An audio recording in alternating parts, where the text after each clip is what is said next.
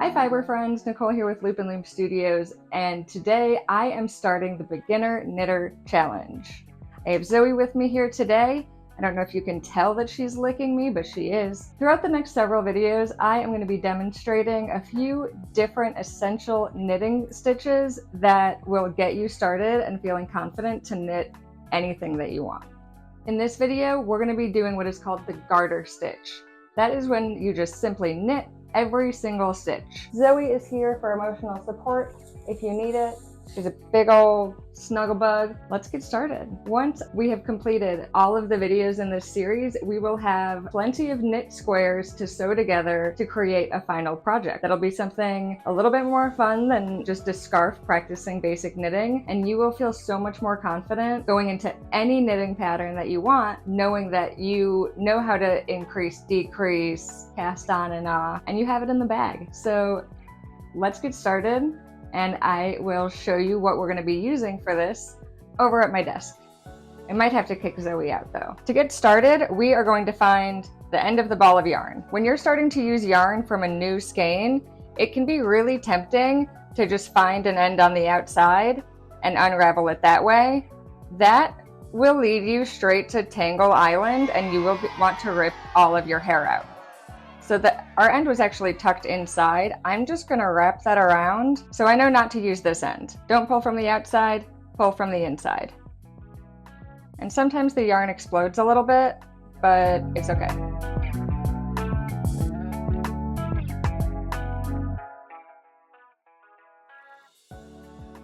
Okay, this is yarn vomit. It's when you pull from the outside and it explodes.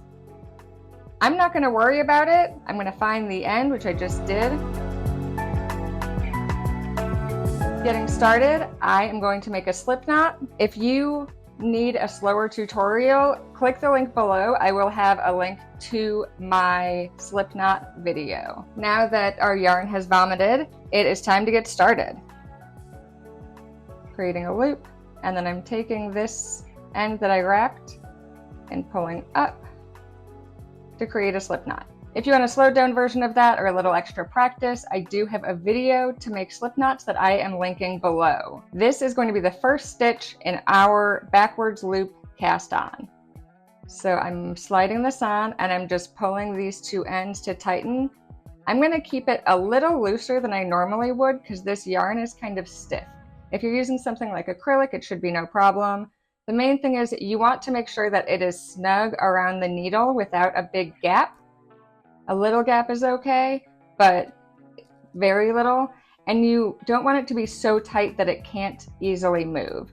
So it should be able to easily slide up and down on the needle. Okay, so I'm going to bring it closer to the end and we are going to start casting on. So I'm just doing the backwards loop cast on. I have a link to that in the description box below.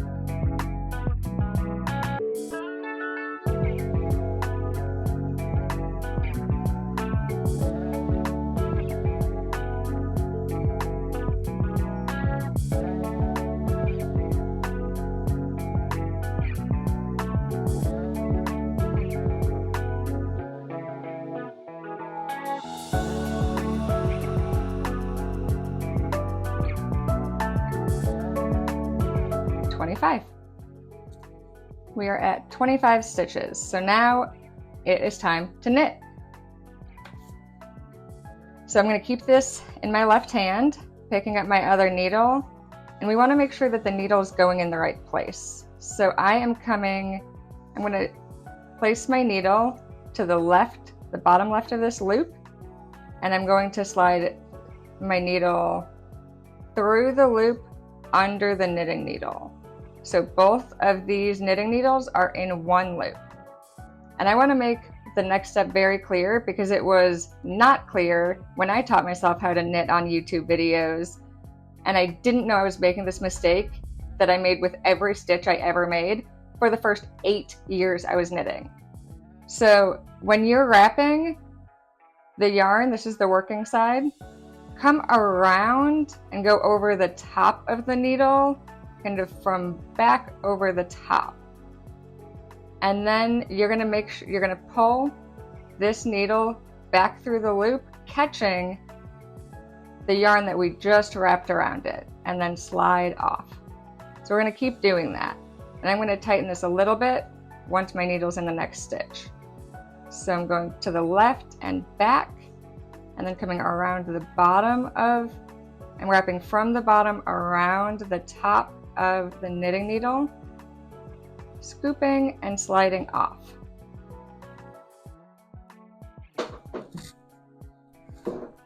Okay. So I'm not used to knitting on a table. I'm used to having a little bit more flexibility here. Going around, make sure we're catching that loop, and then pulling off. So coming in, wrap around, scoop, and pull off.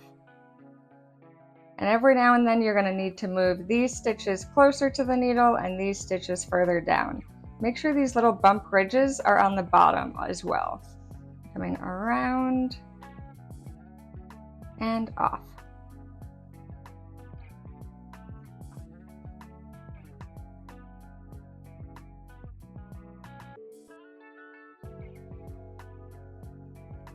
And sometimes if the stitch is a little tight, I kind of use the needle in my right hand to gently just kind of tug to loosen that up before I wrap the yarn around. So I'm doing that quite a bit here because this yarn is kind of stiff, and the first row is always the hardest one to knit. It's always a bit tighter. So remember, try to keep your wraps loose. Don't pull too tight on it. Tension is one of the hardest things to teach and learn in knitting because it's really all based on feel.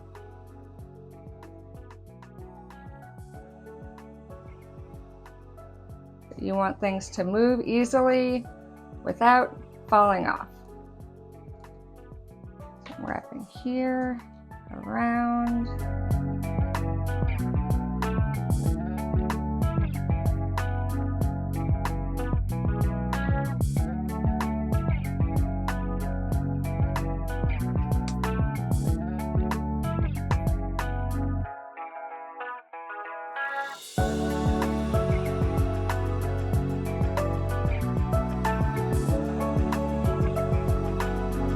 We just finished our first knit row. How does it feel? Let me know. On for row number 2. So remember, the stitches that we just made will always be in your left hand. So we are just turning it around. So we'll see these nice little bumps. That is exactly what we want to see. Pull these ends a little bit to tighten up that last stitch. For row number 2, we're going to do the exact same thing.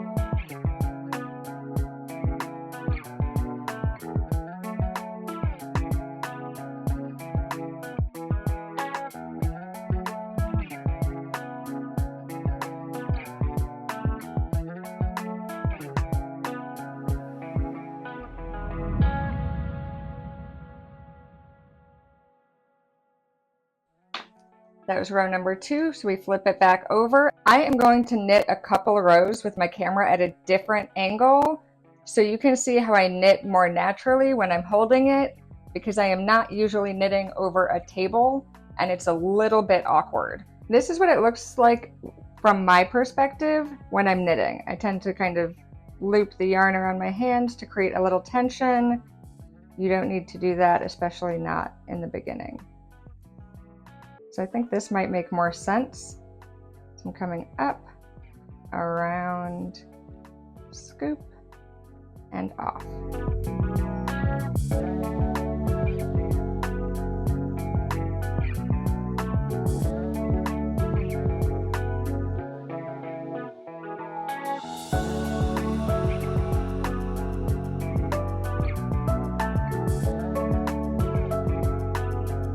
Also using my left hand to kind of wiggle the stitches a little closer to the point of the left needle.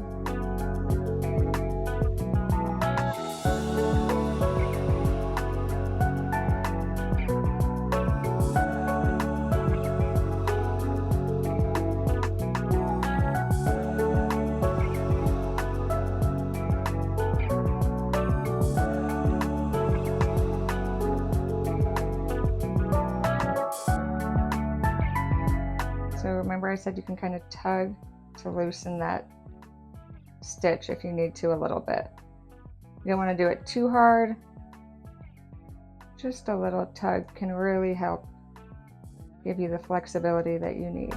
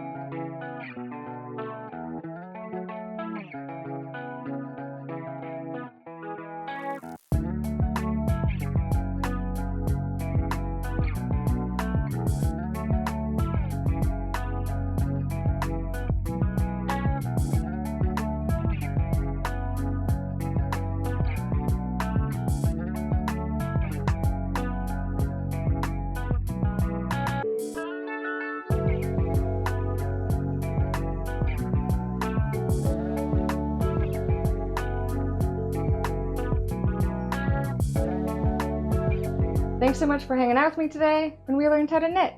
So we did a couple rows on camera. Go ahead and knit. So this is a square. Just keep doing the same stitch every single time. For those following along with the beginner knitting challenge, I am going to ask that you make several different squares. So for every video, you're going to be making more than one of these squares. The bigger the project, the more squares you will need to complete it. So if I was making a tote bag, I would not need as many squares as if I was making a blanket, because that's just math.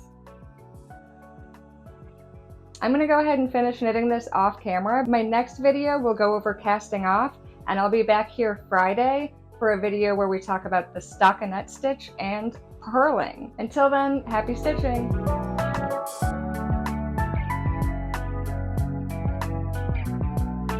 So I am going to try to balance having her on my lap and doing the YouTube tutorial. At the same time, I'll probably kick her off. She's very heavy.